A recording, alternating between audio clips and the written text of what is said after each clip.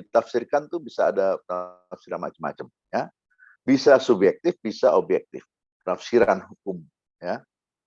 Jadi kalau penafsiran subjektif tuh kalau penafsir mencoba menetapkan maksud dan arti undang-undang menurut maksudnya pembuat undang-undang, ya, ini subjektifnya, ya. Kalau penafsiran objektif menafsirkan teks undang-undang lepas dari pendirian pembuatnya. Jadi kita hanya lihat, kita nggak berpikir masalah filosofis masa lalunya, ya. Jadi objektif dong. Kalau subjektif kan kelihatan sekali kehendaknya ini mau kemana nih, kan gitu ya. Anda sebagai ahli hukum nanti akan mikir ke sana. Ini undang-undang ini maksudnya si pembuat bagaimana sih? Subjektivitasnya, penafsiran subjektifnya. Kalau objektifnya, kita tidak lihat asal-usulnya. Undang-undang itu adalah fungsinya mengatur. Jadi ketidakjelasan suatu peraturan disebabkan karena adanya kesenjangan antara tertulis dan kesadaran hukum masyarakat itu sering terjadi. Ya. Peraturan tidak dapat dimengerti atau bahkan multitafsir itu sering terjadi. Ya.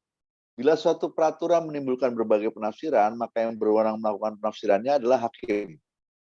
Yaitu dalam terjadi sengketa yang diajukan ke pengadilan. Bisa terjadi karena multitafsir, bisa tidak mengerti, atau juga memang sengaja melanggar.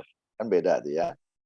Tapi berbagai penafsiran yang sering digunakan dalam hukum acara ranah perdana, perdata, ya, perdata lah ya, juga dalam ranah hukum publik, termasuk hukum pajak, kelaziman ilmu hukum hanya terdapat cara penafsiran menurut berbagai prioritas.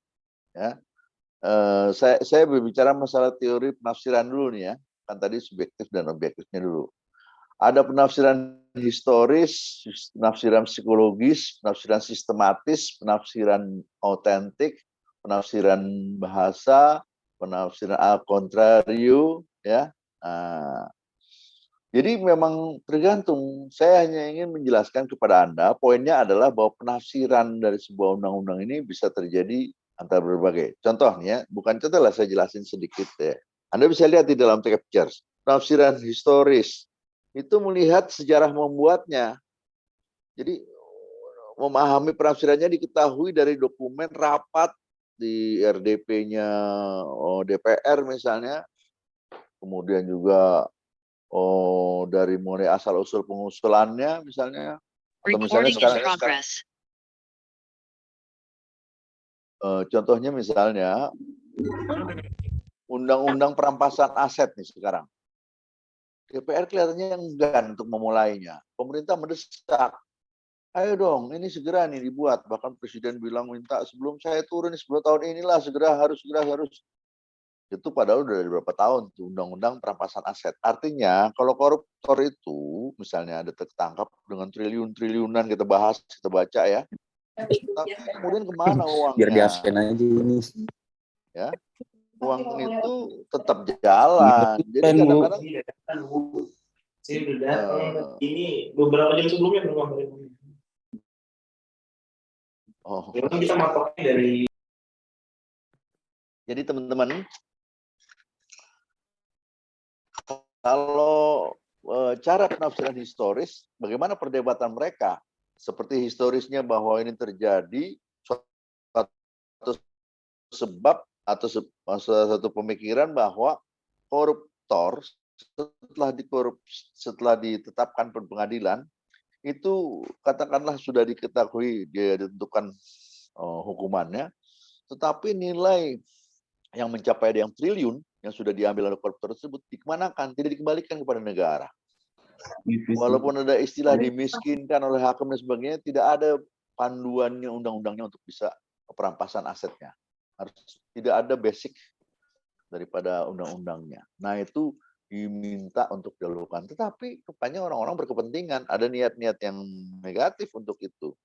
Ada yang udah, wah nanti jangan-jangan saya nanti akan kena karena undang-undang perampasan aset di tokoh-tokoh atau para pembahas itu sendiri, anggota DPR itu sendiri, sehingga secara historis itu tujuannya untuk apa?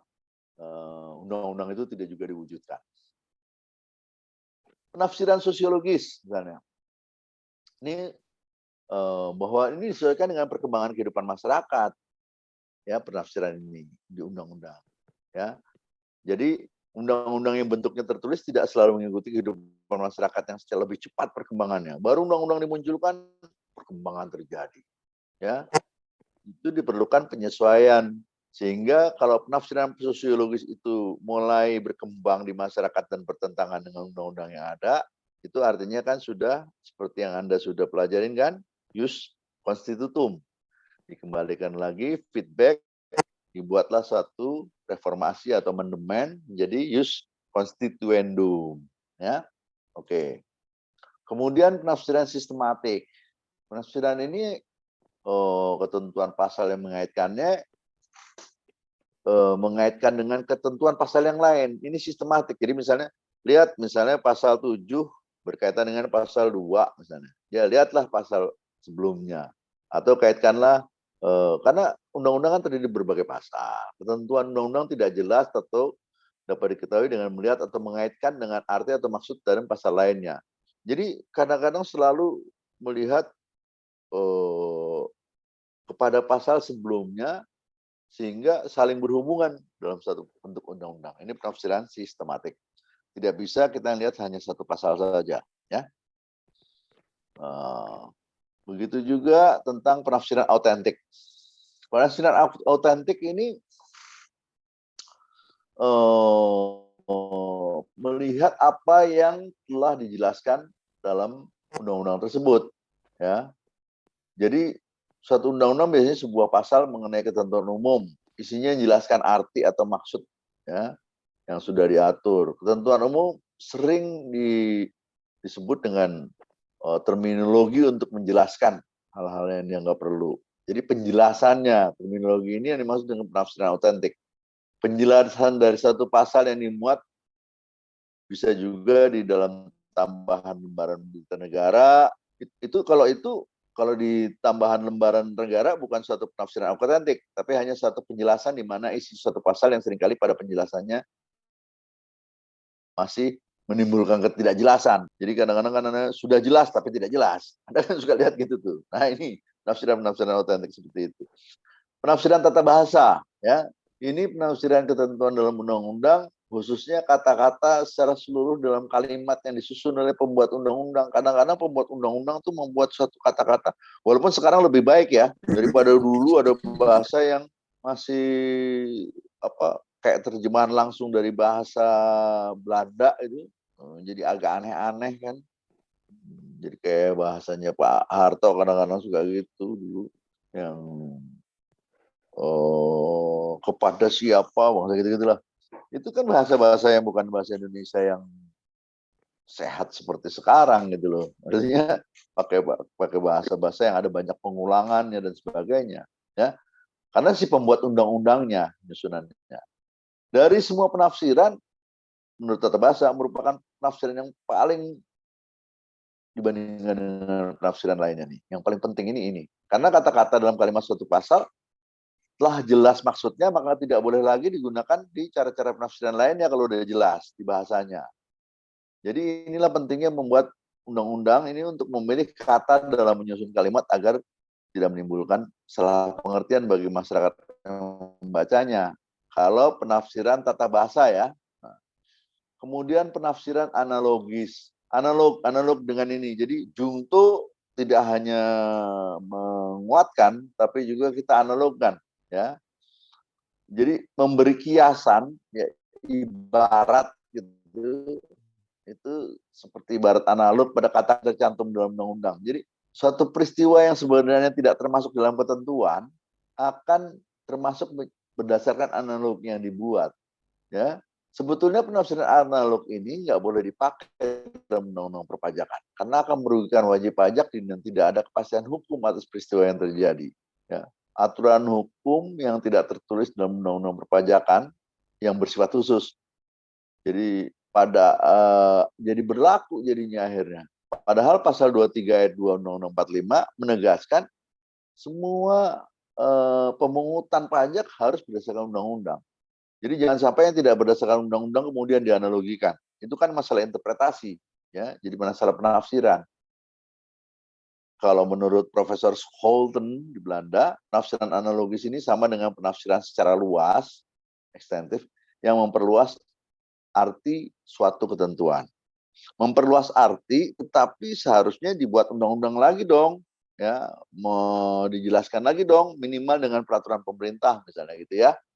Jadi penafsiran analogis ini jangan sampai menjadi melebar, semua dianalogiskan, semua walaupun tidak persis dianggap sebagai analogi, kira-kira gitu ya.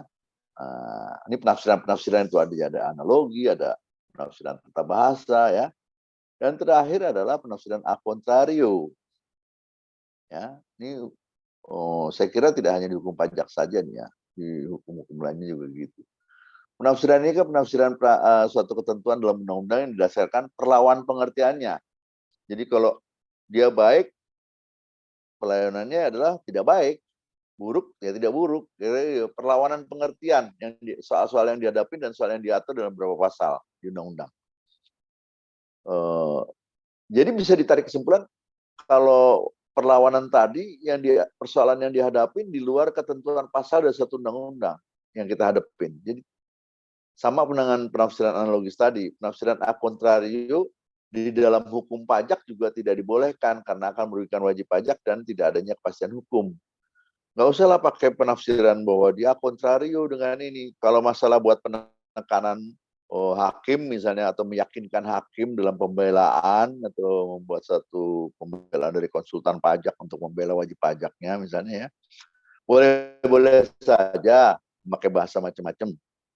Bahkan kita juga kan berdasarkan penafsiran filosofis misalnya atau mau menunjukkan suatu hal yang ini asal usulnya pembuat kan dulu gini. Si hakim belum tentu ngerti. Misalnya kan belum tahu bahwa dulu asal usulnya ternyata ada apa gitu. Itu misalnya diyakinkan oleh si konsultan pajaknya bahwa ini asal usul pasal ini timbul karena ini itu. Itu hanya untuk meyakinkan saja ya. Oke, teman-teman, itu tadi kita bicara masalah penafsiran. Penafsiran tentang hukum pajak. Sekarang kita lihat azas-azas pemungutan pajak. Ya. Kita mulai lagi nih untuk ujian akhir UAS nanti, bahwa tidak hanya tujuannya untuk penghitungan pajak, tetapi juga kita harus tahu bahwa pasal-pasal itu timbul dari hukum pajak ini tentang azas-azas pemungutan pajaknya bagaimana. Maka banyak sekali seperti kemarin Undang-Undang Cipta Kerja pun juga mengubah masalah pasal definisi tentang wajib pajak orang pribadi kan, bahwa dia sumbernya, azasnya tidak hanya dilihat dari inside looking, tapi outward looking juga.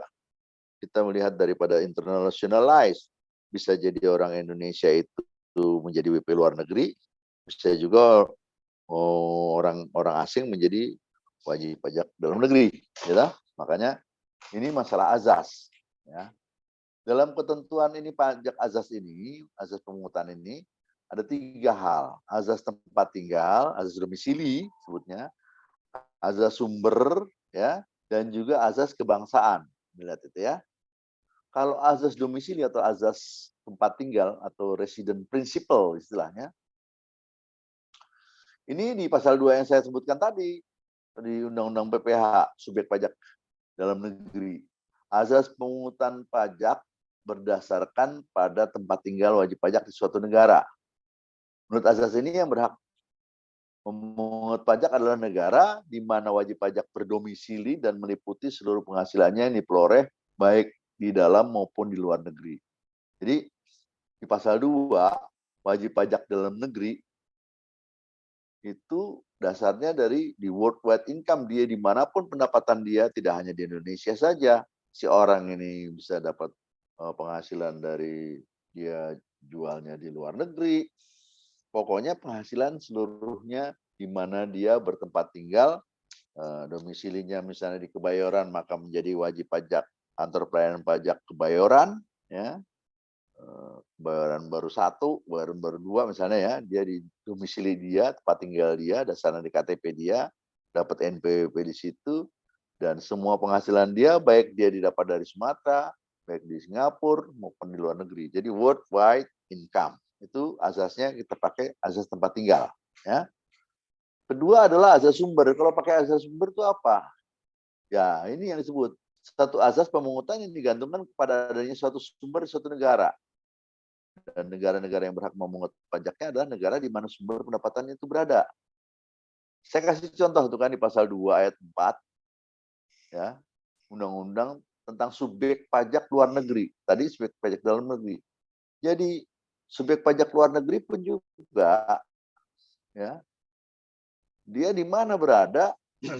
Kayak kita misalnya pergi ke Swiss, kita membeli barang sesuatu, kita kena PPN-nya Swiss misalnya. Itu ya negara yang berhak memungut pajaknya dan negara di mana sumber pendapatan itu berada, ya toh? Dia atau kita waktu kita membeli atau kita mendapatkan sesuatu di sebuah negara, negara itu berhak memungutnya, itu ada sumber, ya. Jadi bisa jadi kita juga dipungut oleh dalam negeri sendiri berdasarkan azas tempat tinggal, tapi begitu di luar kita dipotong pajak oleh orang luar negeri gitu kan, oleh wajib pajak otoritas di luar. Ketiga adalah citizenship principle, ya. Tadi source principle kan, yang sekarang adalah azas kebangsaan, ya. Itu pajak, suatu pajak yang dikenakan oleh suatu negara pada orang-orang yang mempunyai kebangsaan di negara itu. Ini agak jarang, nggak semua negara kayak begini, ya. Dengan azas ini maka warga negara asing suatu negara tidak dikenakan pajak walaupun dia bertempat tinggal di negara tersebut. Jadi ada sesuatu yang tidak datang misalnya kita ke Belanda, berapa lama pun juga kita nggak dikenakan pajak misalnya. Ini azas kebangsaan ya. Jadi sebagai contoh nih pemerintah Belanda dulu waktu Perang Dunia Kedua memungut pajak penghasilan dari semua orang yang berkebangsaan Belanda. Meskipun bertempat tinggal dari mulai awal sampai akhir, asal dia kebangsaannya kebangsaan Belanda ya. Dia di Pulau Solomon misalnya atau di Aruba sampai dari mulai kecil sampai besar sampai gitu, tetap aja dia dikenakan pajak karena dia warga negara Belanda. Gitu loh. Sebaliknya tentunya kan orang Belanda kan sampai kapanpun dia kalau udah bekas pensiunan orang Belanda, dimanapun dia berada, selama dia masih hidup, dia masih dapat uang pensiun kan. Nah, jadi ada azas kebangsaan di antara azas pemungutan pajak ini, ya, azas pemungutan pajak ini. Jadi azas tempat tinggal, azas sumber, dan azas kebangsaan. Kebangsaan ini agak begitu beda. Nah, teman-teman sekalian, ada pertanyaan sampai saat ini sebelum saya masuk ke hutang pajak? Itu langsung aja ya, hutang pajak ya. Supaya cepat selesai. Kita masuk hutang pajak. Pada posisi pada jelasan ini, pada bagian ini, hutang pajak itu kan selalu muncul, yaitu karena adanya case. Andaikan setelah memenuhi kewajibannya itu selesai juga tidak ada hutang pajak yang memang kalau sudah tidak ada objeknya, ya, atau tidak ada suatu sumbernya, ya. Jadi hutang pajak itu saat timbulnya, pertama saat timbulnya hutang menurut hukum perdata disebabkan adanya perikatan. Tanpa perikatan ada, dia mesti ada perikatan per pihak. Kalau ini menurut hukum perdata, perikatan terjadi karena undang-undang saja atau karena undang-undang pembuat yang dengan perbuatan manusia. Itu di KUH Perdata diatur di pasal 1233 dan junto 1345 KUH Perdata. Jadi timbulnya hutang pajak, ya, pertama karena memenuhi syarat subjektif dan objektif menurut undang-undang berdasarkan self assessment berhutang pajak. Artinya menurut undang-undang lah bahwa dia memenuhi syarat subjektif, yaitu orang ini adalah wajib pajak. Syarat subjektif ini sudah di atas PTKP, di atas 17 tahun dan sebagainya, mempunyai penghasilan dan sebagainya ya, subjektif. Objektif, dia memang mempunyai penghasilan, ada objektifnya tuh, ada objeknya penghasilan tadi ya. Kemudian sudah dihitung, pokoknya sesuai dengan undang-undang.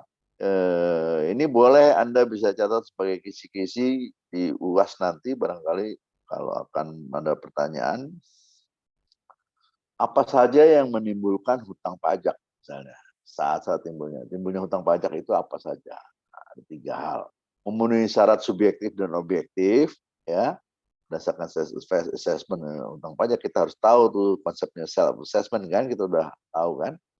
Yang kedua berdasarkan SKP atau STP, surat ketetapan pajak atau surat tagihan. Anda bisa bedain kan antara SKP dan STP. Mungkin sesi besok kali ya kita bahas SKP dan STP. Bedanya apa? Kalau ketetapan itu ditetapkan karena secara objektif pokok pajaknya itu bermasalah, atau kurang bayar, atau karena salah dan sebagainya.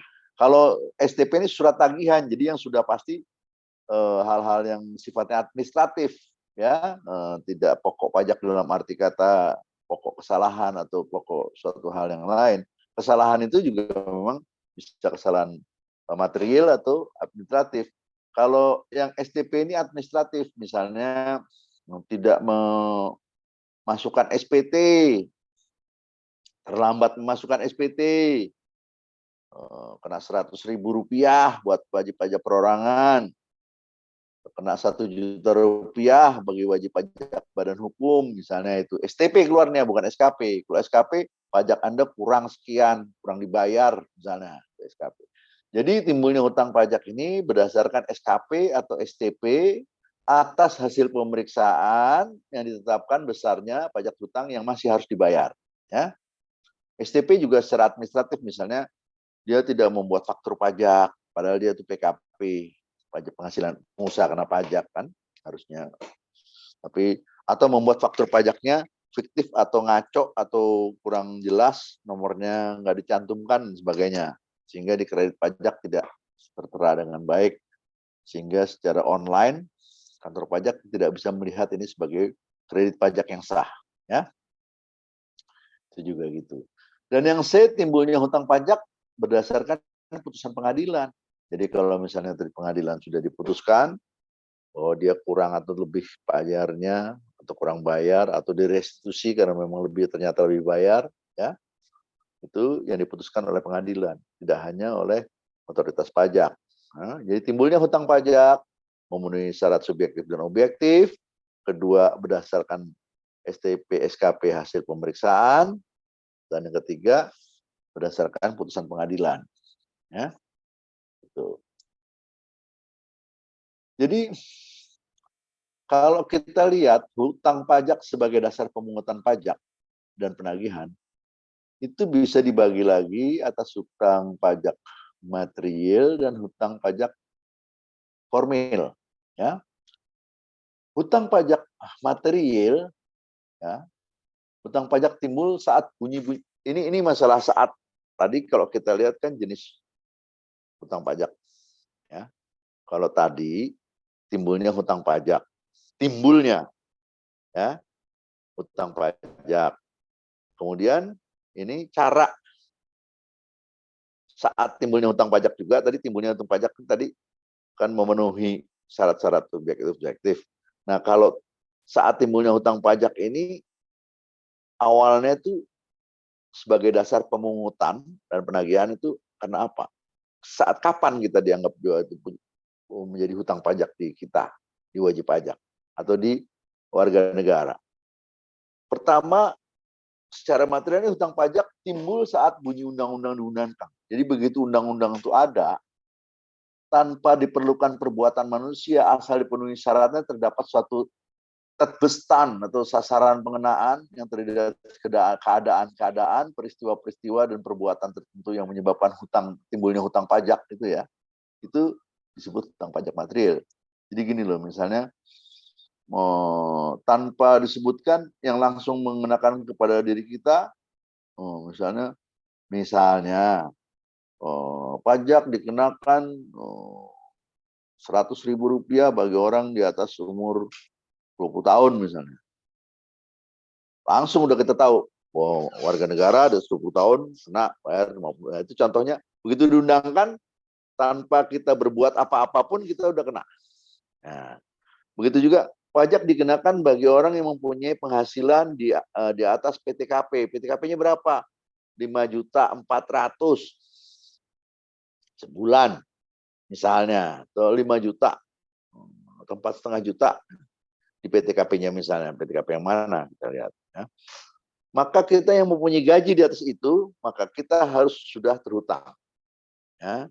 Maka walaupun nanti mekanismenya itu harus melalui NPWP, melalui mekanisme pembayaran, penyetoran, dan sebagainya, itu nomor 2. Tapi dia sudah menurut undang-undang, dia saat bunyi undang-undang, maka tanpa diperlukan perbuatan manusia, asal dipenuhi syarat, dapatnya suatu tabestan, satu sasaran, maka akan terdiri atas keadaan-keadaan, peristiwa-peristiwa, perbuatan tertentu, maka terhutang pajak. Itu hukum pajak, hutang pajak real. Yang kedua, hutang pajak timbul pada saat dikeluarkannya surat ketetapan pajak yang saya bilang tadi, ya, atau oleh pemerintah, oleh Direktur Jenderal Pajak atau kantor pajak yang tidak melihat adanya uraian tentang dasar pengenaan pajaknya. Surat ketetapan pajak tadi berfungsi sebagai menimbulkan hutang pajak, menentukan besarnya hutang pajak, memberitahukan besarnya hutang pajak kepada wajib pajak. Nah, ini tentang pajak formilnya. Jadi secara formil dikenakan surat ketetapan. Dikasih tahu surat ketetapannya, surat ketetapan pajak. Gitu. Formil. Kalau material tadi kan tanpa dikasih tahu, dia udah terhutang nih. Si wajib pajak udah ngerti sendiri nih, saya harusnya bayar pajak nih. Gitu. Tapi kalau yang formalnya harus dikenakan surat ketetapan pajak. Atau himbauan dulu juga bisa. Jadi kantor pajak memberikan surat himbauan misalnya. Dalam catatan kami, Anda ternyata mempunyai penghasilan kena pajak sekian, gitu kan. Nah, teman-teman sekalian, itu tadi masalah hutang pajak. Sekarang cara pengenaannya. Tadi kan bicara masalah timbulnya. Ya. Nah, pengenaan pajak ini bisa terjadi ada 3. 3 ini ada termasuk di dalam pasal-pasalnya. Ini kan teori ya. Ada bisa yang di depan, sektor fiktif, sektor fiksi, ada pengenaan di belakang, sektor real, dan pengenaan campuran. Jadi katakanlah Anda kalau kena pajak di tahun kemarin, maka pajak yang ada yang dihitung tahun kemarin berapa, maka tiap bulan untuk PPh badan ya, perorangan juga kalau yang memang penghasilan bebas ya, atau penghasilan yang didapat tidak dari gaji. Itu 1/12-nya dari pajak tahun sebelumnya itu menjadi cicilan untuk pajak tahun berikutnya. Jadi PPh pasal 25 itu dasarnya dari pajak tahun sebelumnya. Setelah pasal 25 dikumpulkan dari Januari sampai Desember, maka di akhir Desember itu dia nanti akan ditambahkan lagi kalau kekurangannya ada. Itu PPh pasal 29. Ya. Nah, ini cara pengenaan pajak. Pertama pengenaan pajak di depan, kedua pengenaan pajak di belakang atau real ini pasal 29 nih. Pengenaan pajak di depan ini cicilan pajak nih, ya. Pasal 25 dan pengenaan pajak campuran. Nah, ini yang disebut pengenaan pajak. Sekarang kita lihat pengenaan pajak di depan, sel-sel fiksi, suatu cara pengenaan pajak yang didasarkan suatu anggapan atau fiksi. Anggapan itu yang saya bilang tadi, anggapan tergantung ketentuan bunyi undang-undang. Misalnya penghasilan setahun berjalan dianggap sama dengan penghasilan tahun sebelumnya. Tanpa memperhatikan kondisi yang sesungguhnya. Entah itu nanti tahun depan itu naik, turun, atau dia lebih bagus, atau lebih jelek, ya, atau rugi. Jadi besarnya penghasilan tahun berjalan itu berapa? Yaitu contohnya tadi PPh pasal 25. Yaitu 1/12-nya sebulan, ya, dianggap karena tahun kemarin sama dengan tahun kemarin, ya. Nanti baru di ujung tahun baru ketahuan nanti. Setelah dihitung 1 tahun, cicilan saya sudah ada 12 cicilan kan, 12 bulan. Setelah dijumlah nanti bisa kelihatan. Yang kedua, pengenaan pajak di belakang, cara pengenaan pajak yang didasarkan pada keadaan sesungguhnya atau real. Jadi setelah dihitung pajaknya setahun, ya, yang diperoleh selama setahun, karena besarnya penghasilan seseorang baru diketahui pada akhir tahun kan. Dan pengenaannya baru dilakukan setelah berakhirnya 1 tahun pajak. Nah, ini di pasal 29. Kalau tadi pasal 25.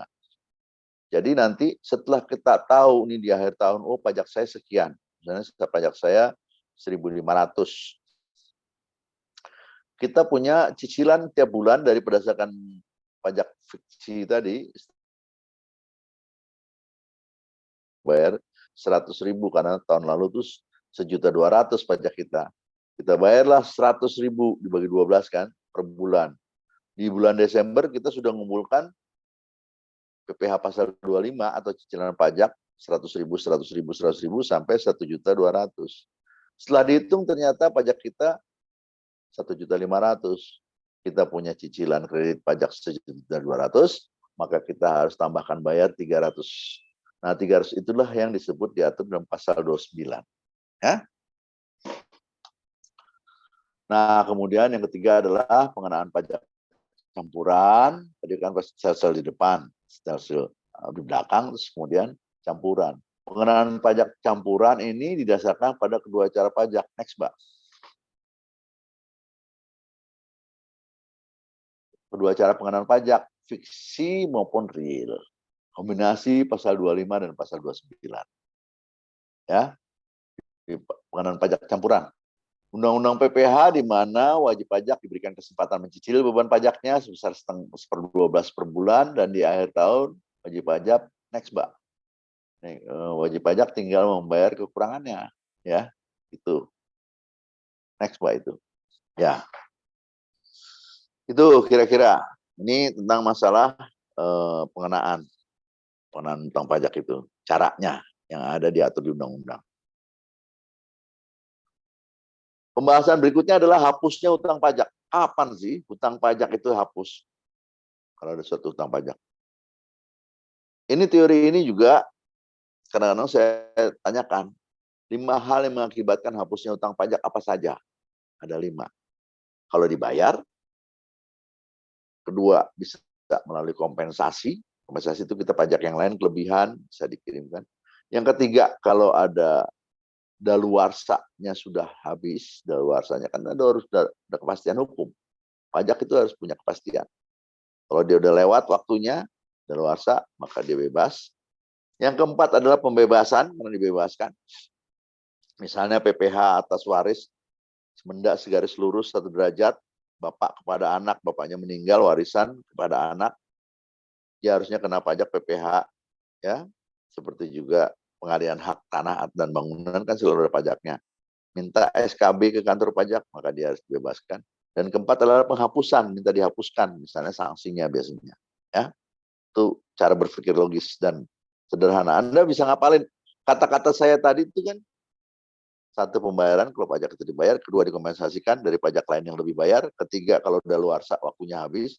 Keempat, kalau dibebaskan. Bisa kasih contoh-contohnya. Bebaskan yang saya kasih contoh tadi sebagai pada satu derajat orang tua ke anaknya, 1 derajat. Kalau cucu dari kakek nggak bisa. Kemudian kalau dihapuskan sanksinya kan ada. Ya, kalau dia dibayar sekaligus, semua utang-utang pajak yang begitu lama bisa dihapuskan sanksinya kalau dibayar sekaligus. Ya, tuh. Untuk keterangannya, Anda lihat next. Next, kok hilang Mbak Noni. Jadi kalau saat hutang pajak itu hapus, itu ada kelima tadi adalah pertama kalau dibayar. Kalau wajib pajak melakukan pembayaran pajak melalui kas negara, nah itu ya.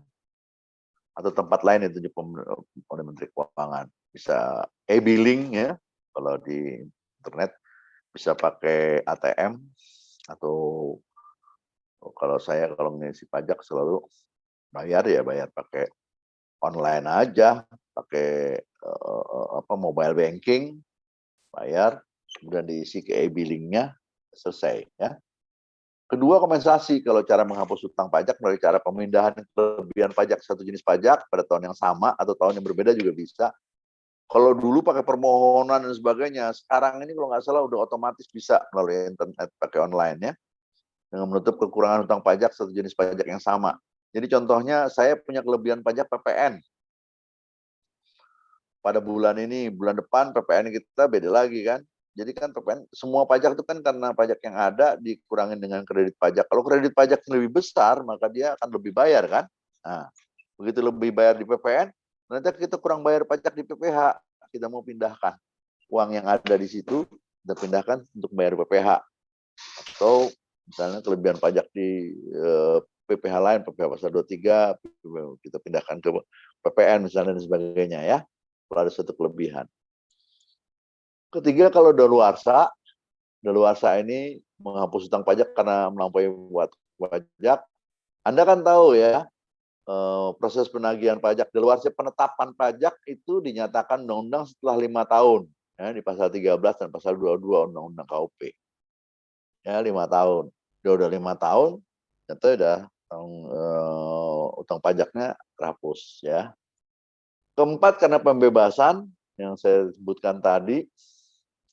Jadi alternatif lain untuk menghapus utang pajak dengan cara pembebasan umumnya bukan berarti menghilangkan pokok utang pajak biasanya ya, tapi hanya meniadakan sanksi administrasi. Contohnya di PMK 08 tuh Peraturan Menteri Keuangan tentang cara pengurangan dan penghapusan sanksi administrasi atau pengurangan dan pembatalan surat ketetapan pajak atau STP. Itu juga di surat edaran Dirjen Pajak nomor 17 ya, juklaknya itu. Kemudian yang kelima adalah penghapusan. Ya. Penghapusan ini bisa tidak mungkin ditagih lagi karena beberapa alasan. Misalnya keadaan kesulitan keuangan wajib pajak juga bisa, kebakaran minta dihapuskan, itu minta melalui surat permohonan ya. Ketentuan mengatur dalam rangka pelaksanaan ketentuan pasal 24 ya, Undang-Undang KUP ini dengan Peraturan Menteri Keuangan tentang tata cara penghapusan piutang pajak dan penetapan besar penghapusan. Itu juga diatur di PMK di Undang-Undang itu ya, PMK nomor 68, PMK 565 dan sebagainya ya. Cara penghapusannya. Yang dihapus adalah piutang pajak baik pribadi maupun badan ya. Jadi ada beberapa alasan mengapa utang pajak ini dihapus. Alasan tentunya dasarnya kondisi tertentu baik piutang pajak yang pribadi maupun badan ini. Ya. Kita kalau mau lebih jauh, kita lihat lagi di PMKN terakhir 2012 tadi, pasal 1-nya. Piutang pajak yang dapat dihapuskan sebagaimana pasal ayat 1, wajib pajak meninggal dunia dan tidak mempunyai harta warisan atau kekayaan. Kedua, wajib pajak misalnya nih tidak dapat ditemukan, orang itu hilang. Ya gimana mau, itu harus dihapus. Jangan sampai dia masih ada dalam arsip punya utang pajak dan sebagainya di kantor pajak tuh. Karena nanti di dalam laporan keuangan Direktorat Jenderal Pajak, dia nanti akan masih ada terus angka itu utang pajak, padahal orangnya udah nggak ada. Ya. Terus hak melakukan penagihan pajaknya sudah daluarsa, penagihan pajaknya udah daluarsa, ya nggak bisa. Ya. Kemudian dokumen sebagai dasar pengampunan tidak ditemukan, perlu diperiksa BPK.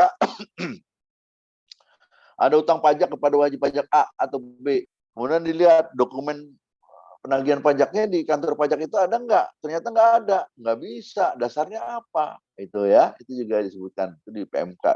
Peraturan Menteri Keuangannya menyatakan nggak bisa, harus dihapuskan itu. Nah, hak negara untuk melakukan penagihan pajak tidak dapat dilaksanakan karena kondisi tertentu sehubungan dengan adanya perubahan kebijakan atau dasarnya pertimbangan yang ditentukan oleh Menteri Keuangan. Itu bisa dilakukan. Ya. Kemudian juga itu di ayat 2-nya, di pasal ayat 3-nya, piutang pajak yang dapat dihapuskan tidak dapat ditagih karena wajib pajak telah bubar, likuidasi, atau pilot, dan penanggung pajak tidak dapat ditemukan. Ya. Itu yang tadi untuk perorangan, yang ini untuk wajib pajak badan. Yang pasal 1 ayat 2 untuk perorangan, pasal 1 ayat 3 untuk badan hukum. Ya. Hak untuk melakukan penagihan pajak sudah daluarsa, dokumennya tidak ditemukan, hak negara menjalankan tidak dapat dilaksanakan sesuai dengan pertimbangan. Itu juga. Ya. Ini contoh-contoh hapusnya hutang pajak. Bagusnya penghapusan ya. Tadi kalau kita lihat yang kelima itu penghapusan kan ya, syarat hilangnya. Setelah pembebasan adalah penghapusan. Contoh-contoh penghapusan. Ya. Jelas ya? Nah, oke. Soalnya udah jam 9:30 ya. Nah, teman-teman, sampai di sini ada pertanyaan? Kalau enggak saya lanjutkan ya. Oke. Saya lanjutkan. Ini kita partisipan juga masih 43 orang ya dari 61, masih ada 18 orang lagi yang nggak masuk nih. Gimana nanti nggak? Nggak jawab ujian kalau nggak masuk, nggak jelas. Baca juga dia nggak bisa buru-buru kalau udah kayak gini pengertiannya ya. Selanjutnya kita masuk konstruksi hutang pajak. Itu konstruksi hukumnya kayak apa sih? Ya. Nah, konstruksi hukum hutang pajak ini yaitu Undang-Undang Perpajakan Indonesia menganut self-assessment dengan proses kepercayaan negara untuk DHBL. Kenapa sih saya singkat DHBL? Karena kan self-assessment itu kan menghitung sendiri. DHBL itu daftar, hitung, bayar, lapor. Mendaftar sendiri, minta NPWP sendiri. Wajib pajaknya tidak dikenakan seluruhnya. Bahkan kalau sekarang sudah disambungkan dengan NIK, NPWP itu sudah dengan NIK, tapi mendaftar sebagai dia itu terdaftar bayar pajak dan sebagainya, minta SPT-nya dan sebagainya itu ya. Kemudian menghitung sendiri, nggak dihitungkan sama wajib sama kantor pajak. Kalau masalah salah baru nanti dikenakan sanksinya, ya. Menghitung sendiri, bayar sendiri ke bank melalui fisik, mau lewat mobile banking, melalui ATM, boleh aja bayar sendiri, dan kemudian melaporkannya sendiri. Self assessment. Jadi proses kepercayaan negara untuk daftar, hitung, bayar, lapor DHBL itu sendiri sesuai dengan keadaan yang sebenarnya. Konstruksi hukum pajak, konstruksi hukum hutang pajak pada hakikatnya baru memiliki kepastian hukum. Indrah van de Wisn.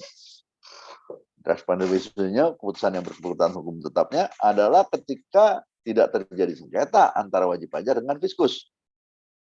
Selama 5 tahun misalnya Anda bayar, itu nggak ada sengketa, tidak ada kesalahan, hitungnya benar. Misalnya Anda kerja di suatu tempat dipotong dengan benar oleh perusahaan pajak Anda tiap bulan, kemudian Anda ngisi SPT-nya sendiri, potongan-potongan dari perusahaan Anda lampirkan di situ misalnya, dan benar nggak ada yang salah, maka tidak ada sengketa, maka dia mempunyai kepastian hukum, udah nggak ada pemeriksaan, lewat. Jadi sudah dianggap benar oleh pemerintah, gitu ya, kalau tanpa ada sengketa hukum. Bila terjadi sengketa hutang pajak, maka hutang pajak baru memiliki kepastian hukum. Bila upaya hukumnya berupa keberatan, banding, ya, keberatannya di kantor pajak, ya, diputuskan oleh Kanwil, kantor pajak setempat, Direktorat Jenderal Pajak, kemudian bandingnya dia kemana? Ke pengadilan pajak. Nah, setelah nanti ada diputuskan oleh pengadilan pajak, bandingnya itu diterima sebagian, ditolak atau apa. Kalau misalnya merasa tidak berkeadilan juga dianggapnya oleh wajib pajak itu, dia juga bisa melakukan peninjauan kembali ke mahkamah. Ya, apa semuanya itu udah langkah-langkah tersebut sudah selesai dilakukan dan telah ada keputusan, maka ya terjadilah inkrah van de Wisn, ya, keputusan yang berkekuatan hukum tetap. Oke, teman-teman sekalian, itu yang kira-kira sesi ini yang saya ingin berikan kepada Anda tentang penafsiran hukum pajak, hutang pajak, dan yang kita pelajari hari ini, penafsiran hukum pajak, asas-asas pemungutannya, tadi asas pemungutannya kebangsaan dan sebagainya tadi ya, timbulnya hutang pajak kapan, cara menghitung, cara pengenaan hutang pajak berapa. Ya, sesi ini. Sebetulnya hari ini Ibu Noni juga mengusulkan apa nanti tugasnya itu dipresentasikan.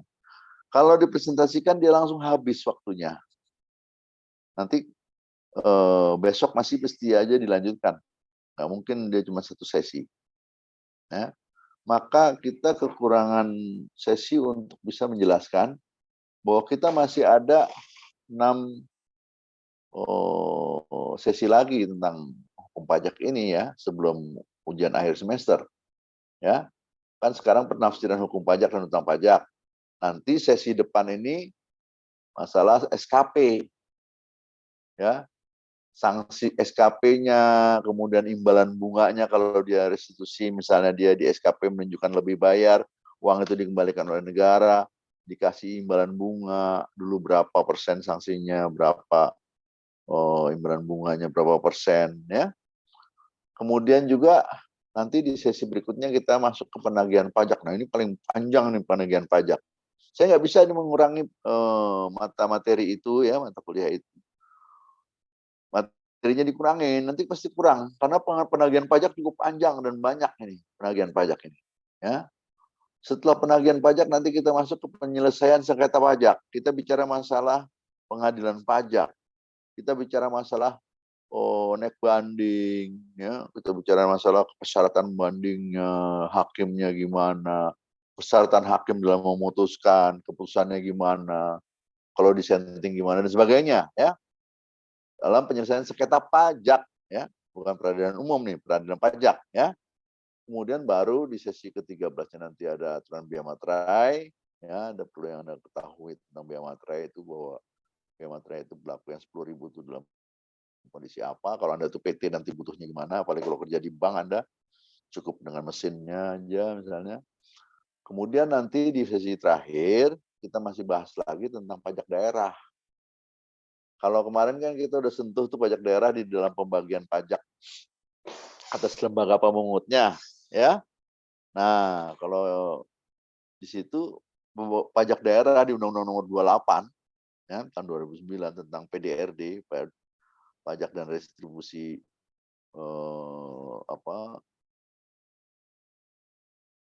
PDRD restribusi daerah ya, pajak daerah dan restribusi daerah. Itu Anda lihat begitu banyaknya sampai sarang burung walet, restribusi dan sebagainya nanti kita bahas di akhir sesi. Di akhir sebelum ujian akhir semester. Oke, teman-teman sekalian. Ada pertanyaan? Oke, jam 10.30. Kita kan hari ini sampai 10. Udah lewat ya, Mbak ya? Waktunya. Belum, Pak. Belum ya? Oh, 11 nanti ya. 11. Oke. Teman-teman ada yang tanya? Silakan. Apa aja deh nanyanya. Kita nggak terbatas ini. Kalau memang sesi ini ada pertanyaan, silakan. Pertanyaan. Baik, Pak. Mau tanya, Pak? Ya, oke.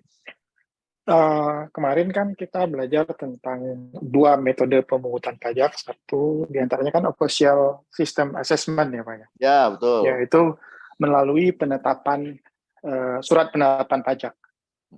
Nah, kalau kita lihat ada beberapa kasus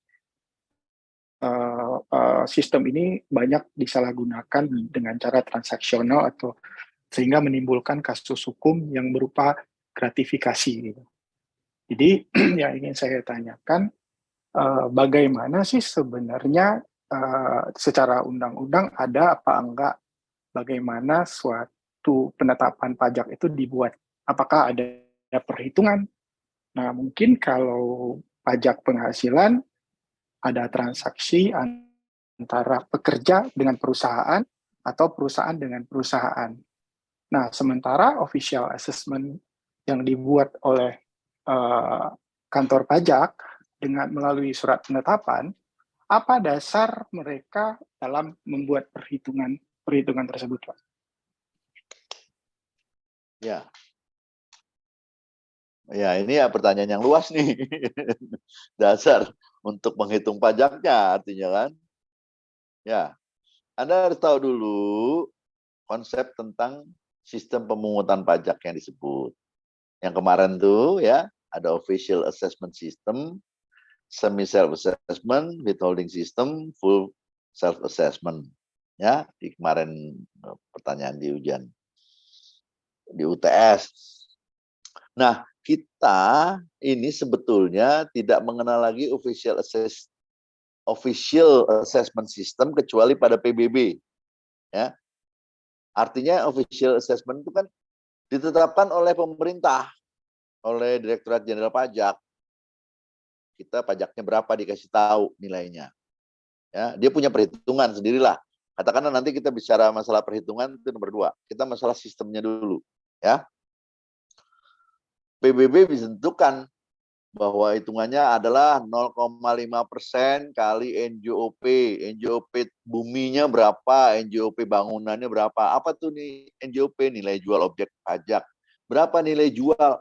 Nilai jual ditentukan oleh pemerintah. Harusnya kan kalau penghasilan sebagai objeknya PPH, kita yang tentukan karena kita yang tahu bahwa penghasilan. Tapi kalau rumah kita, tanah kita, ditentukan nilainya oleh pemerintah. Makanya saya bilang tadi khusus untuk PBB yang masih ditinggalkan oleh zaman dulu. Dulu sebelum tahun 83 kita masih ditentukan oleh pemerintah semuanya. Pajak kita berapa, penghasilan kita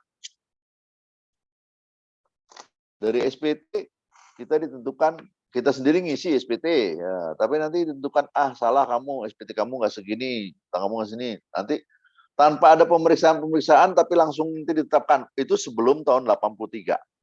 Tahun 83 tidak perlu diperiksa atau tidak perlukan dikeluarkan SKP, jadi semua itu self assessment. Kan saya bilang tadi, yang barusan tadi kan di kuliah ini, kalau memang 5 tahun berturut-turut tidak ada pemeriksaan, apa yang kita isi secara self assessment dianggap benar, maka udah inkrah dan tidak diutak-utik lagi kalau memang sudah benar. Kalau tidak benar baru. Ini masalah sistem, oke? Nah, sekarang masalahnya menentukan kalau sudah ditentukan pemerintah, baik official maupun self assessment, dua-duanya nih, tiga-tiganya kayak itu tergantung yang hitung. Kan tadi pertanyaannya adalah, Pak, gimana Pak caranya ngitung itu? Kok bisa sampai menimbulkan suatu apa tadi? Gratifikasi, ada orang nanti ngasih uang. Itu kan sebenarnya kong kali kong dari dua pihak. Jadi kalau ada wajib pajak yang merasa bersalah, dia tidak membayar pajaknya dengan benar, ketahuan, itu kan sama aja kayak polisi, ya, nangkep orang yang bersalah itu nyogok polisi, makanya itulah terjadi gratifikasi. Kalau ada wajib pajak yang memang dia merasa itu tidak benar, diakuin ketidakbenarannya itu, dia kasih gratifikasi ke kantor pajak yang tahu sama orang, makanya keluar gratifikasi. Kalau ada orang yang merasa benar, harusnya tidak mengasih gratifikasi dong, dia fighting sampai kemana, sampai ke apa tadi keberatan, dia bikin juga suatu banding atau naik kasasi kalau perlu, itu kan usaha bahwa saya benar gitu ya. Nah, ini persoalannya kan gratifikasi muncul yang pengen buru-buru. Nah, masalah perhitungan itu kan bisa macam-macam. Makanya ada nanti orang-orang menyebutkannya tax planning, harus memplanning pajaknya nih gimana nih. Tapi intinya adalah orang akan memberikan gratifikasi kalau tidak salah. Itu nggak mungkin, pasti salah. Ya. Seseorang memberikan gratifikasi kepada yang lain, makanya timbullah kata-kata misalnya ada ingin satu perusahaan ketahuan dia harus membayar kurang pajaknya ratusan miliar misalnya selama ini, kan self assessment, tidak dibayar, ketahuanlah sama orang RA ini misalnya, RAT tahu mau diperiksa. Nah, perusahaan ini tentu, waduh, saya ini tahuan lagi. Pak, jangan dikenakan deh pajak saya, atau kenainnya kecil deh, harusnya kan miliar ini, kecil deh.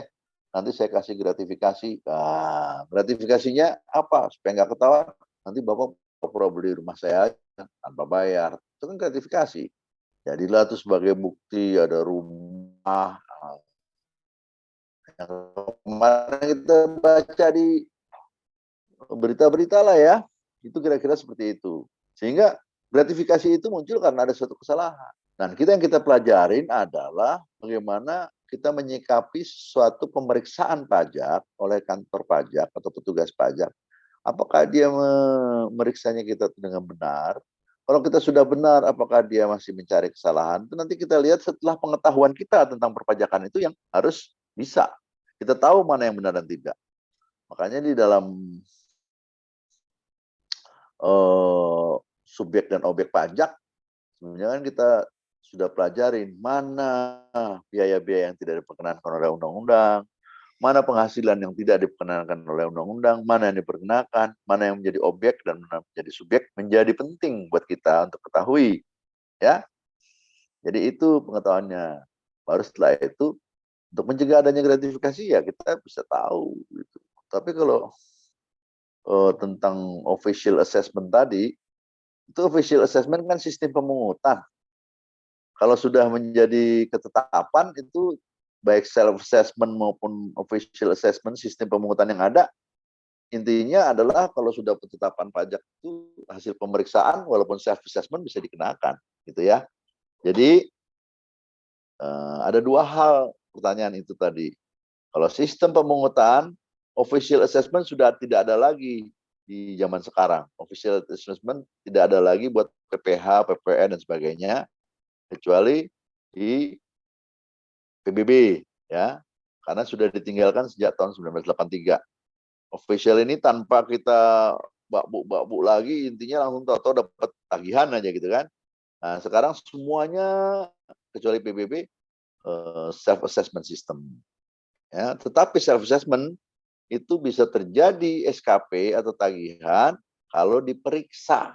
Kalau ada kesalahan atau ada dari data dari misalnya kantor pajak itu dapat data dia dari reportariumnya dari notaris.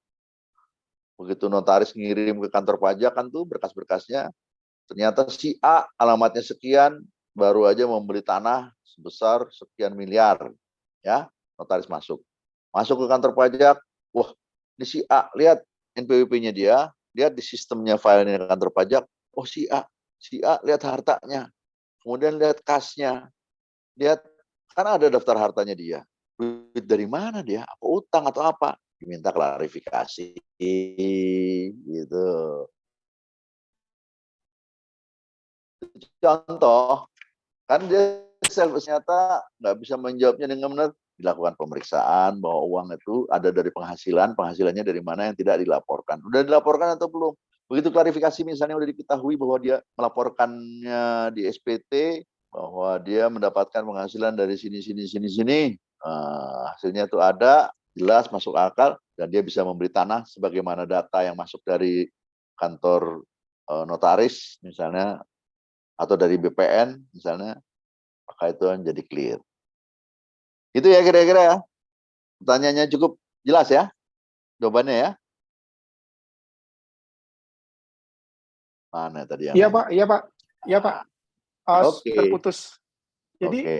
satu lagi Pak, berarti official assessment itu hanya berlaku kayaknya untuk aset-aset ya Pak, kalau bisa disimpulkan begitu ya? Enggak. Oh, itu kan yang berlaku. Enggak, official itu kan sistem yang berwenang untuk menentukan besar pajaknya oleh wajib sistem official ini kepada pemungut pajak. Ini yang menetapkannya berwenangnya adalah negara. Jadi tanpa ada ini official assessment ini sistem pemungutannya ditentukan sepihak, ya, tidak tanpa self assessment, tanpa si wajib pajak memberitahukan dulu pun dia udah bisa menentukan, gitu loh. Kan saya kasih contoh tadi PBB, ya kebetulan aja di aset, ya kebetulan aja di aset. Tapi penghasilan pun official assessment dulu penghasilan ya, atas penghasilan seseorang itu official assessment system juga ditentukan dulu dari zaman kerajaan sampai dengan tahun 83 masih di Indonesia. Pajak seseorang tuh ditentukan oleh pemerintah. Gitu. Kita baru mulai tahun 83 memakai sistem Amerika, yaitu pakai Undang-Undang Pajak Penghasilan direformasi tahun 83 sampai sekarang. Undang-undang itu self assessment system. Kita ngisi dulu DBHL tadi. Kita hitung pajak kita sendiri, kita kirim. Kalau di kantor pajak itu tidak ada masalah, diem saja sampai berapa tahun tidak ada yang datang, tidak diperiksa, dianggap benar, sudah selesai sudah. Pajak kita nggak ada lagi yang mengotak-atik. Gitu. Sistem ini. Jelas ya?